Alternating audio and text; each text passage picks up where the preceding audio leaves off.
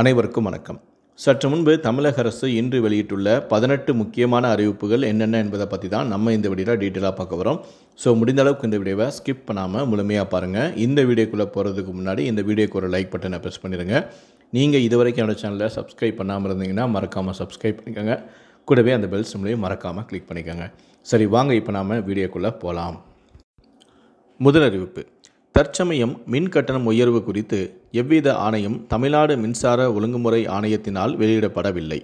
எனினும் ஒழுங்குமுறை ஆணையம் மின் கட்டணம் தொடர்பான ஆணை வழங்கிடும்போது அதனை நடைமுறைப்படுத்துகையில் வீட்டு மின் நுகர்வோருக்கு எவ்விதமான மின் கட்டண உயர்வும் இருக்கக்கூடாது எனவும், தற்போது வழங்கப்படும் அனைத்து இலவச மின்சார சலுகைகளும் தொடர வேண்டும் எனவும் தமிழ்நாடு முதலமைச்சர் அறிவுறுத்தியுள்ளார் என்று போக்குவரத்து மற்றும் மின்சாரத்துறை அமைச்சரான சாசி சிவசங்கர் தெரிவித்திருக்கிறார். இரண்டாவது அறிவிப்பு. மகளிர் உரிமைத் தொகை திட்டத்தில் அரசு தந்த வீடுகளில் வசிப்பவர்களும் சேர்க்கப்பட உள்ளதாக கூறப்படுகிறது.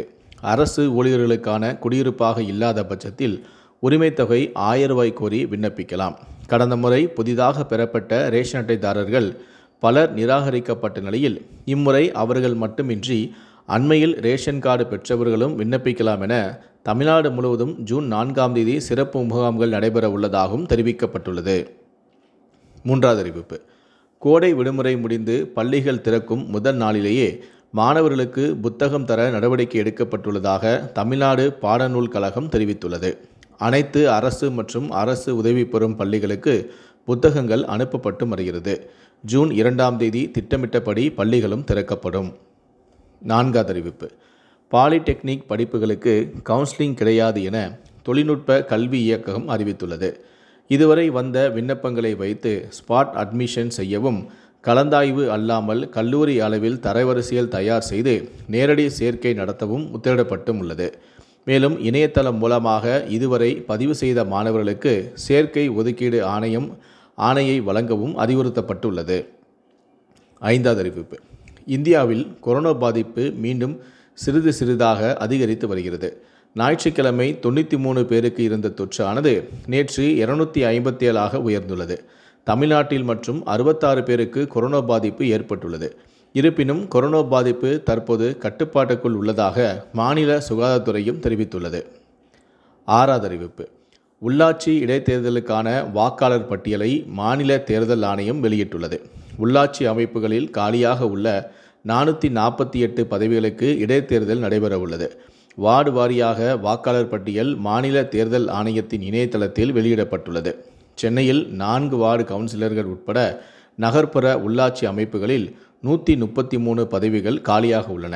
காஞ்சி, செங்கல்பட்டு, நெல்லை உள்ளிட்ட 9 மாவட்ட உள்ளாட்சி அமைப்புகளில் 315 காலியிடங்களும் உள்ளன. ஏழாவது அறிவிப்பு. 100 நாள் வேலை திட்டத்தில் ஆகாய தாமரைகளை அகற்றும் பணிகள் அனுமதிக்க முடியாது என மத்திய அமைச்சரான சிவராஜ் சிங் சவுகான் தெரிவித்திருக்கிறார். நீர்நிலைகளில் இருந்து ஆகாய தாமரை அகற்றுவது கோடிட்டு காட்டப்பட்டுள்ள வேலை வகைகளை போன்றது என்பதால் இந்த திட்டத்தின் கீழ் அனுமதிக்கப்பட்ட பணி பட்டியலில் அதனை சேர்க்க முடியாது என தெரிவித்திருக்கிறார். எட்டாவது அறிவிப்பு. மத்திய கிழக்கு அரபிக்கடல், கர்நாடகா கடலோர பகுதிகளில் மே மாதம் 23ஆம் தேதி புதிய காற்றழுத்த தாழ்வு பகுதி உருவாகி மே 25 அல்லது 26இல் புயலாக வலுப்பெறும். இதற்கு சக்தி என்று பெயரிடப்பட்டும் உள்ளது. இதனால் தமிழ்நாடு, கேரளாவில் மே 24ஆம் தேதியே தென்மேற்கு பருவமழை தொடங்கும் எனவும் சென்னை வானிலை ஆய்வு மையம் அறிவித்துள்ளது. வரும் 22ஆம் தேதி அரபிக்கடலில் காற்றழுத்த தாழ்வு பகுதி உருவாகும் என்றும், அரபிக்கடலில் காற்றழுத்த தாழ்வு பகுதி வடக்கை நோக்கி நகர்ந்து வலுப்பெறும் என்றும் சென்னை வானிலை ஆய்வு மையம் தகவல் தெரிவித்தும் உள்ளது. கேரளாவில் அடுத்த 4 அல்லது 5 நாட்களில் தென்மேற்கு பருவமழை தொடங்கும் எனவும் தெரிவிக்கப்பட்டும் உள்ளது. ஒன்பதாவது அறிவிப்பு. தமிழ்நாடு அரசு கலை மற்றும் அறிவியல் கல்லூரி சேர்க்கைக்கான இணையவழி விண்ணப்ப பதிவானது தொடங்கப்பட்ட 13 நாளில் 1,61,324 மாணவர்கள் பதிவு செய்துள்ளதாக அமைச்சரான கோவிச்செழியன் தெரிவித்திருக்கிறார். மாணாக்கர்கள் tngasa.in என்ற இணையதள முகவரியில் தங்களது சேர்க்கைக்கான விண்ணப்பங்களை வரும் 27ஆம் தேதி வரை பதிவு செய்து கொள்ளலாம் எனவும் கூறியிருக்கிறார். 10வது அறிவிப்பு. பள்ளிகள் மற்றும் பள்ளி கல்லூரித்துறையின் அலுவலகங்களில் பணியாற்றும் அமைச்சு பணியாளர்களின் ஆசிரியர் அல்லாத பணியாளர்களுக்கான உதவியாளர்கள் இளநிலை உதவியாளர்களின் பணி நேரத்தை காலை 10 மணி முதல் மாலை 5:45 மணி வரை மாற்றி அரசாணை வெளியிடப்பட்டுள்ளது. 11வது அறிவிப்பு. ஆதி திராவிட, பழங்குடியின மற்றும் கிறிஸ்தவ ஆதி திராவிட மாணவர்கள் போஸ்ட் மெட்ரிக் கல்வி உதவித்தொகைக்கு விண்ணப்பிக்கலாம். UMISTN-government.in என்ற இணையதளத்தில் விண்ணப்பிக்க கடைசி நாள் 30/5/2025 என நிர்ணயிக்கப்பட்டும் உள்ளது. 12வது அறிவிப்பு. தமிழ்நாடு அரசு ஊழியர்களுக்கு ஆயுள், விபத்து காப்பீடு உள்ளிட்ட சலுகைகள் கட்டணமின்றி வழங்கிட 7 முன்னோடி வங்கிகளுடன் தமிழ்நாடு அரசு புரிந்துணர்வு ஒப்பந்தம் செய்துள்ளது.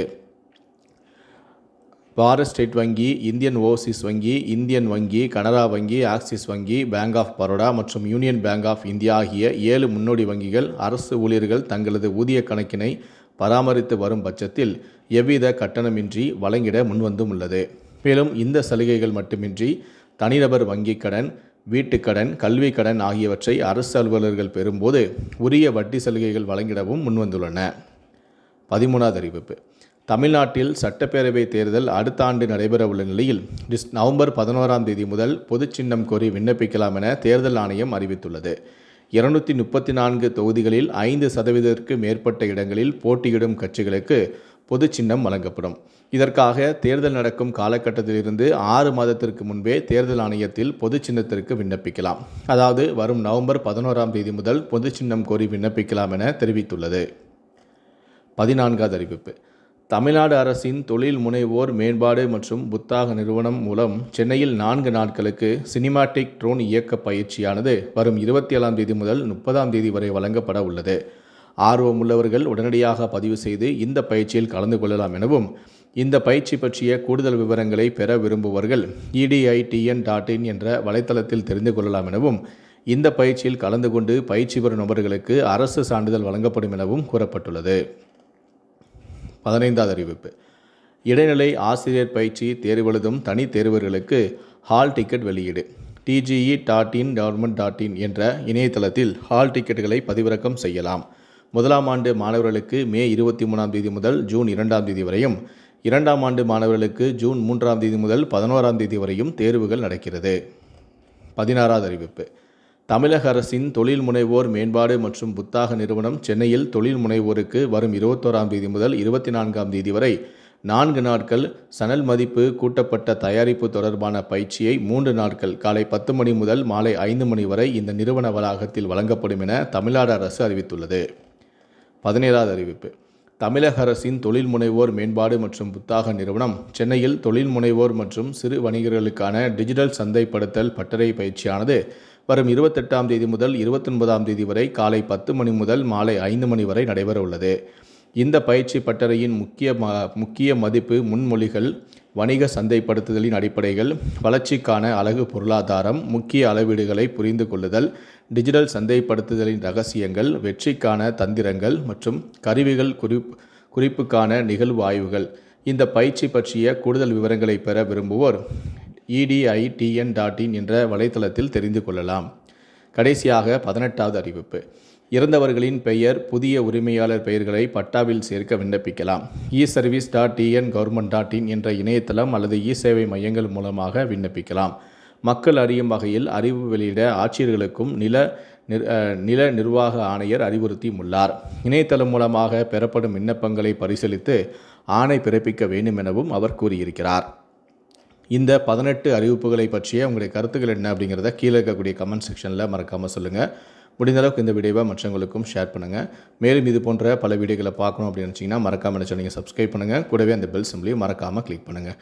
நன்றி, வணக்கம்.